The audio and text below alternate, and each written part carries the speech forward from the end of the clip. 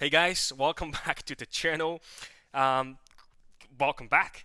This is fantastic. I think our channel kicked off by the end of 2021. We've made, I think the channel kicked off with with a collection overview. If you guys sort of click back on the end of 2021 video, but you know what? Hope you guys have a fantastic time with your friends and family by the end of the year at 2024 Christmas, and really just taking a well-deserved break, right? This channel kicked off by the end of 2021. I think really that was the end of the pandemic back in the days, and look where we are now, right? There's a lot of things happened.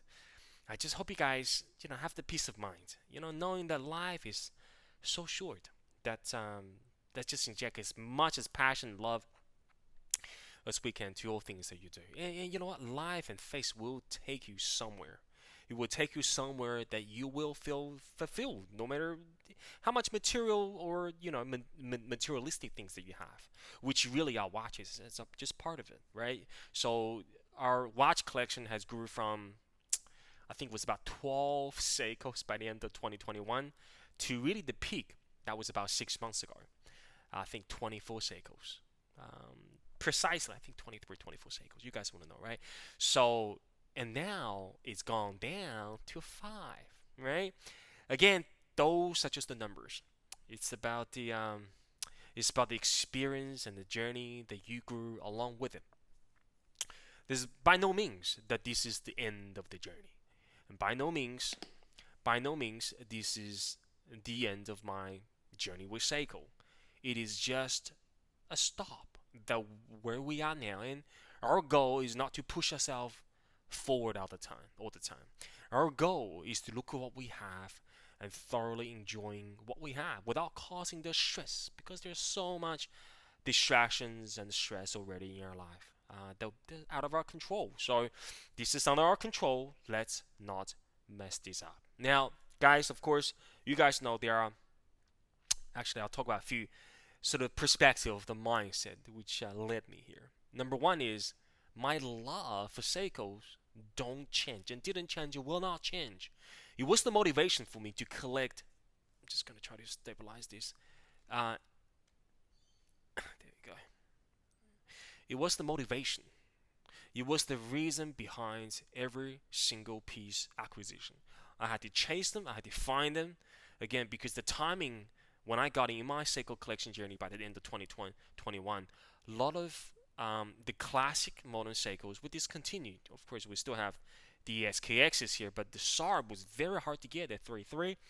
Not to mention the full set in mint condition. Same thing applied to some of the other hero watches that I had throughout my collection journey. We're looking at the SBB and Tuna, the Seiko Arnie, the SBB 147, the 62 mass, the Green Willard. There are many watches that really took me effort to acquire at the right price in the right condition with a full set. So a lot of efforts been put into place. So don't confuse that the reason when I have since sold them is because I no longer love them. The reason why I sold them is about consolidate my ideas into where I am now, and we take a fresh new beginning from where we are now. Okay, so many of those watches that I sold, I love them very much. But you know what? I think the new owner and the new home of those watches will appreciate them. We appreciate them just as much as I do, right? So that's the first mindset. The second mindset of my collection so far is, guys, I had many different variety of styles, daily wears, field watches, quartz watches, big tuna watches, but I really come back to the conclusion that I like diverse the most. That's why it is all diverse now, because it just gives me that enthusiastic feeling when I have on my wrist. I know it's a very trustworthy tool. I know it's gonna get a lot of things done. The bezel is gonna do its job, and of course, all of them are professional graded diver that will last, throughout the next many decades to come. Of course, as long as we care for them, just like what we do now. Okay, so with those two mindsets, happy to share why I am now, and it'll be very interesting to see where our journey takes us in the next 24 months. Okay, now we kick off from, of course, we kick off with the SKX. Let me get focus here, right? There we go. We kick off with the SKX. Uh, this is no introduction required. This is the SKX 007J. I was just trying to, I was thinking something else actually. So this is on an Artemis strap on a fat spring bar 22 millimeter saw-cloth strap. I think it pairs with the watch fantastic. I especially like the white stitching with the bezel. It gives me a very I guess very classic, very vintage inspired, but at the same time just dress it up a little bit. It just shows the versatility of the SKX. Again, no introductions required. SKX is something you gotta have in the collection. And again, that's the reason why I haven't sold the SKX. It's simply because the value is just outstanding. And I truly believe if you do sell your SKX, if you're a diver fan of all mechanical, especially in the foldable watches, 10, 20 years later on, I'm not talking about the price. All right, the price will go up simply because of supply demand. But the point I'm trying to get is, in another 10 or 20 years, it will be very hard for you to find one. Would you like to buy one? There's so many modded SKXs with modded parts, crystals, bezel, handset, movements, you name it. So if you have a mint, listen to these guys. If you have a mint known history SKX that you trust, that you know, there's never been modded, never be opened, um, don't sell it. Just keep it, guys. You've got that additional 3, 4, 500 bucks of capacity in your wallet. Keep your SKX because it will truly be a fantastic companion in your watch collection journey for the long time, for the long term. Now, just gonna put it aside. Of course, we can load this one up, and then I'll put the black SKX backing. The second one is the 009. This one, I think it just pairs beautifully. This is with the clock, the clock, the clock Republic metal ending strap. You know what? There's something about this. The color of the orange just works so well with that. The Pepsi bezel, it just gives me that summer vibe. Energetic, and this is what Pepsi does all about, right? So it looks fantastic in combination with the strap, and of course, the reason for the SKX 009 is similar to the 007. If you have a mint condition full set, known history, uh, do not let them go because they are truly outstanding and represent a great history in the affordable divers. And I think, again, back to what I just said before, if you realize this 10, 20 years later on, and remember this, there will be millions and millions of new watch collectors coming to the marketplace in the next decade. And when they step into the affordable divers and some of the watches that really represent the fundamental, that represent cultural change, they would have wanted to purchase an SKX. So the demand is going to shoot through the roof in the long term. But it will be very hard to acquire a clean, non-modded, non-opened, non-history. Of course, with the full set, the box, the tag, if you have it. I think even that they produce in millions, but I think still from a supply and demand perspective, the SKX will live on.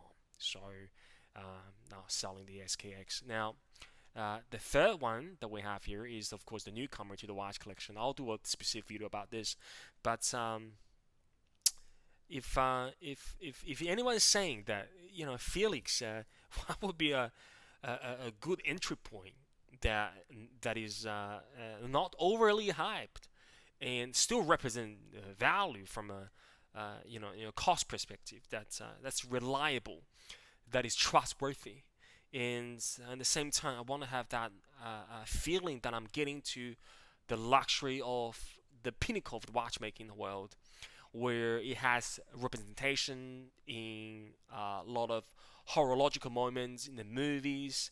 I want the brand that associate with some of the best innovative achievements that it's done in the last 100 years. And I want it to be sort of affordable. I want it to have a very robust movement. I want it to be a diver. I want it to be recognizable. I want it to have ceramic bezel of all modern features that will prevent the watch you will protect the way the watch looks really in terms of daily wear. I don't have a lot of money to spend. I want the value retention. and I wanted the taste of that greatness. What would that diver be? Guys, it will be this Omega Seamaster Professional 300. The latest generation, of course, this generation has been there, the 1800 movements, I think, since 2009. Sorry, 2019 or 18. I could be wrong, but guys, it is. For all you guys know that you had experience of the Seamaster before, this is my first Seamaster. But if you guys have this particular generation of Seamaster, whether it's the white dial, the green dial, the black dial, the blue dial, please shine in the comments down below and share your experiences with others, because I truly believe with all the so-called hypes and reviews and talks about this Seamaster, at this price, which I acquired, I think it's about 3,200 US. Anything between 3,000. Of course, we're looking at full set, local stock, still in warranty, mint condition all throughout, legit, because there are a lot of counterfeits out there. Between 3,000 to 3,300, that is in US dollars. I'll guess between 2,800 to 3,200 pounds. You guys in Europe, go go get this watch. It is unbelievable. Of course, I'm gonna do a detailed review of this, but guys, this is with the ceramic bezel, the dial, the accuracy of this movement is. I just tell you what I had. Since I had it about a week ago, if you keep it on your wrist, this watch has gained. Guess how many seconds has gained over the last 5 days? I think about 1 second gained faster over the last 5 days. It's a bulletproof. And I wore this watch. I shoot some basketball the other day. I do all my housework, all my chores around the house with this watch on. It is fantastic, guys. I love it. I absolutely love this watch. And of course, we'll talk about it in another video. This is fantastic. I love this watch. Now, moving on. The next one that I decided not to sell and keep in my Seiko rotation is is the Sumo. Guys, how do I say this? You know, when I sold my other watches, I sold the Willa, the 62 mass. I sold the SB147. I sold the SB149.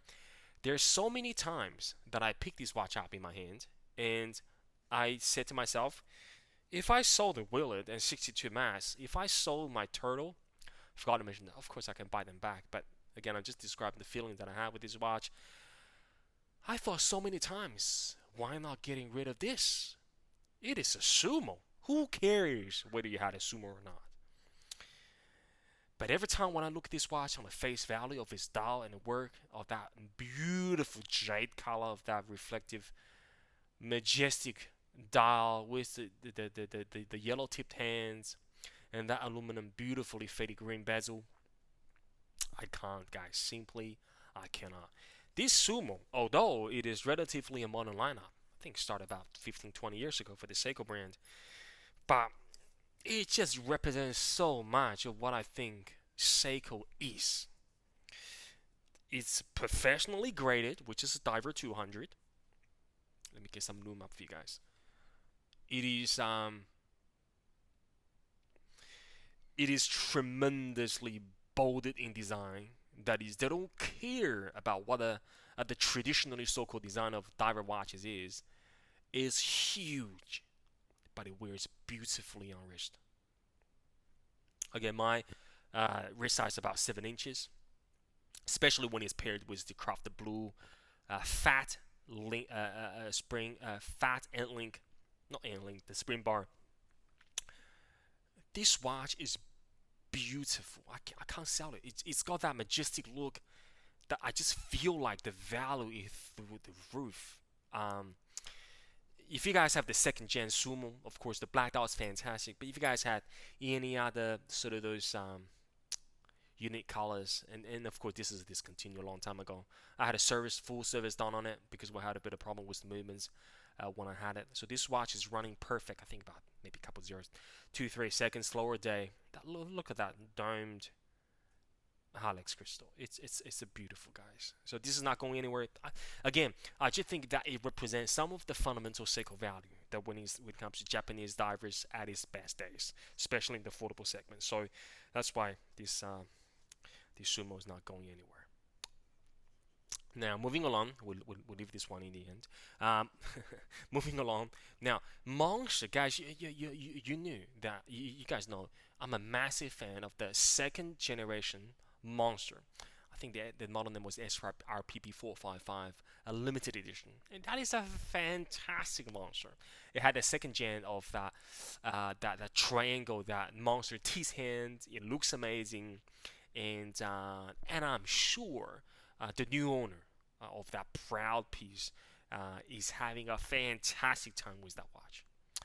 But the reason why I'm keeping a fourth gen Monster in my collection is simply because um, when I look at those two together,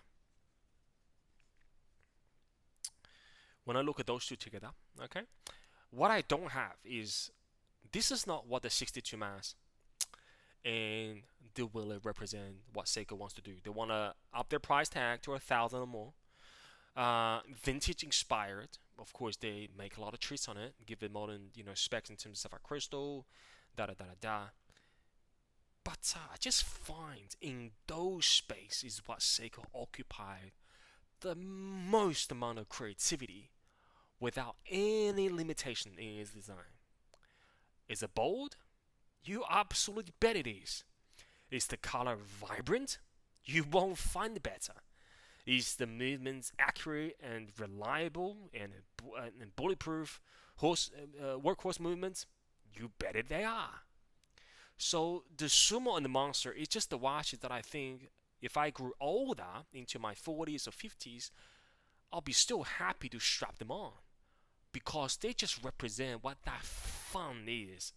And it's still being produced, everything in house, so reliable, so recognizable, and both of them are discontinued, right? We have this one is the SRPF 15. I could be wrong with the model number, but this is the Yellow Monster. And second gen J Sumo. Those two are fantastic. I mean, I really can't sell them. I just think they represent what Seiko Spirit is all about. It's nothing being too serious in this space. It's being produced to the perfection when it comes to the price and towards the quality, but it's just the fun aspects that is great to have the Seamasters like this, but it's also very important to have the watches on your wrist and remind yourself, don't take yourself too serious. I'm a monster. I'm here and ready to serve. And that will conclude pretty much everything else except the king. That is it. I'm not selling you. Don't you guys ever get stressed about? Actually, I pick up a scratch. I believe you guys see. Wait, what is it at the 4 o'clock? It's very minimal, guys. I think I pick up a scratch on that crystal. You see that? Right in the middle. But again, it's very minimal, and it's a two watch. Now, I'm not selling the SPDX017. I'm not selling the SPDX017. This that was the thing I was just keeping reminding myself throughout the consolidation journey. I think I had to offer about 2,200 for these, which result ending losing about a couple $100 was the price that I purchased it on. But guys, I'm not selling this. And you might ask me why? Hey, Felix, you sold pretty much everything else. Why not taking a chunk of your cash back by selling the MM300? This is why. It is standing tall and proud and confident in its own ground against one of the best divers made of all time. Because both of them on that top divers in quality, the best, one of the best of the Swiss and one of the best of the Japs.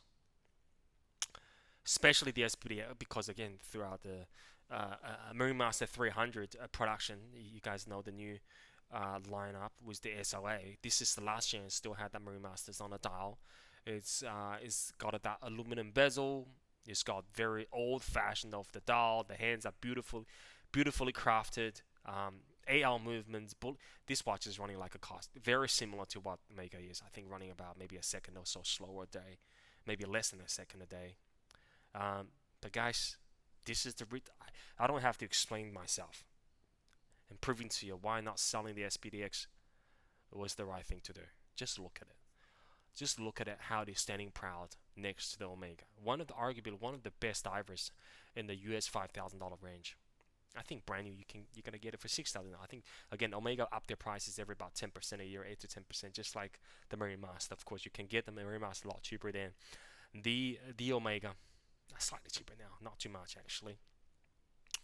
But look how legible. Look how legible is that dial, guys. Okay, so I'm not selling you Marine Master. You will be forever keeper in my collection. Look how beautiful. Look how legible it is. Look how the hands. Oh, I just love the Marine Master, guys. All right, that is, guys. That is my collection so far. Of after consolidation period. Let me just get the camera out. That's all there is. Any questions, any suggestions, any advices, please chime in the comments down below. Thank you for being with me so far. I wish you guys a fantastic Merry Christmas, and no doubt I'll see you very shortly or in the next video. Bye bye, guys.